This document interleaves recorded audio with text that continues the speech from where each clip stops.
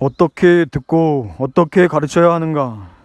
이는 가르침을 듣는 방법, 가르치는 방법, 듣는 이와 가르치는 이가 함께 해야 할 일, 이 세 가지로 나눌 수 있다. 가르침을 듣는 방법, 이는 들음으로써 생기는 이득과 법과 가르치는 이를 공경하기, 듣는 이의 참다운 자세, 이 세 가지가 있다. 들음으로써 생기는 이득, 법을 듣고 싶은 마음이 생기기 위해서는 들음의 이득을 알아야 한다.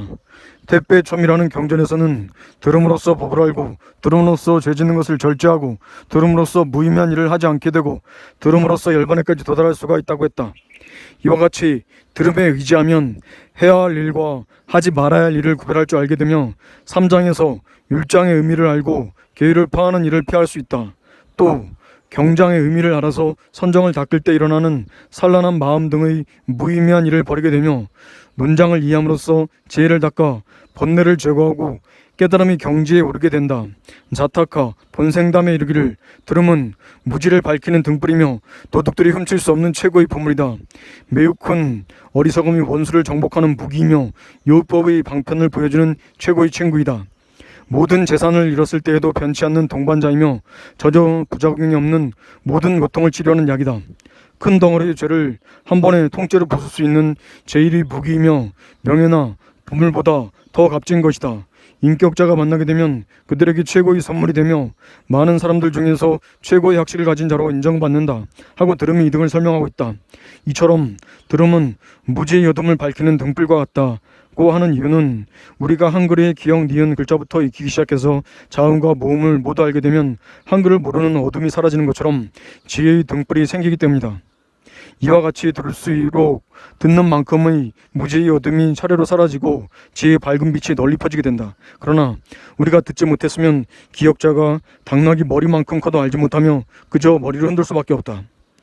택배점에서는 집안에 필요한 물건들이 많이 있어도 어둡고 캄캄하면 눈이 있어도 볼 수 없는 것처럼 지혜의 눈이 있더라도 들음의 등불이 없으면 해야 할 것과 하지 말아야 할 것을 구분하지 못한다.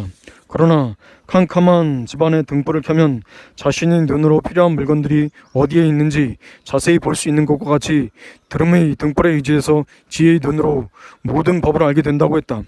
들음은 도둑들이 훔칠 수 없는 최고의 보물이다 라고 하는 이유는 이 사바세계의 물건은 도둑들이 훔치거나 강도들이 뺏을 수 있으나 들어서 알게 된 귀한 내용들은 다른 사람이 훔쳐갈 수 없기 때문이다. 자기 고향에 돌아갈 때 어떤 물건들을 가져간다면 무척 무겁고 힘들지만 들음의 물건은 무겁고 힘들 일이 없다. 죽어서 다음 생에 가져갈 수 있는 것도 바로 이것이다. 그러므로 차, 닭이, 찻상 등에 관심을 가지는 것보다는 아라한의 7가지 재산 가운데 들음의 공덕이 무엇인지에 대하여 관심을 가지는 것이 더 지혜로운 일이다. 아라한의 7가지 재산, 믿음, 계율, 들음, 보시, 부끄러워할 줄 암, 남을 탓하지 않음, 지혜 등을 말함. 들음은 매우 큰 어리석음이라는 원수를 정복하는 무기라고 하는 이유는 들음으로써 모든 번뇌의 원수들을 완전하게 없앨 수 있기 때문이다. 이는 자기한테 틀림없는 충고를 하는 최고의 친구이기도 한데 우리가 어떤 일을 하고자 할 때에 해야 할 일과 하지 말아야 할 일에 대해서도 전에 들었던 들음의 지혜가 자신에게 충고를 하기 때문이다. 왕 예시의 외가 감옥에서 크게 용기를 가질 수 있었던 것도 들음의 용기가 생겨났기 때문이라고 한다. 가난할지라도 변치 않는 친구라고 하는 이유는 사바세계의 보통 친구들이 내가 부귀영화를 누릴 때에는 무척 친한 척 하다가도 내가 망하면 전혀 아는 체도 하지 않지만 들음은 고통받을 때나 아플 때나 죽을 때와 같이 우리가 매우 힘든 상황일수록 더욱더 도움이 되는 최고의 친구이기 때문이다. 이에 대한 일화가 있다. 예전에 어떤 사람이 가난할 때는 친척이라고 나서는 이가 아무도 없더니 후에 그가 돈을 벌어서 부자가 되자 사람들이 여기저기서 나타나서 삼촌이다, 친척이다 했다고 한다. 그는 어느 날 저녁에 그들을 모두 초대했다.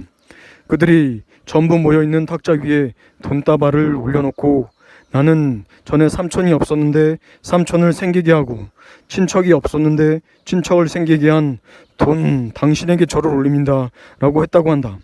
한편 첼린 림폰체라는 분이 토굴에서 혼자 수행하고 있었다. 림폰체에게 삼촌이 한 분 있었는데 어느 날 길에서 장사를 나서는 삼촌을 만난 림포체가 인사를 하자 삼촌은 인사도 받지 않고 모른 채 있다. 그러나 후에 림포체가 대학자가 되어 유명해지자 삼촌은 다시 아는 체 하기 시작했다. 이와 같이 사바세계의 모든 친구나 친척들은 믿을 수가 없으며 결코 마음에 의지할 수 있는 존재가 되지 못한다. 그러므로 우리가 친구를 사귀고 싶으면 법을 듣고 생각하고 닦는 것과 친구가 되는 것이 최고이다.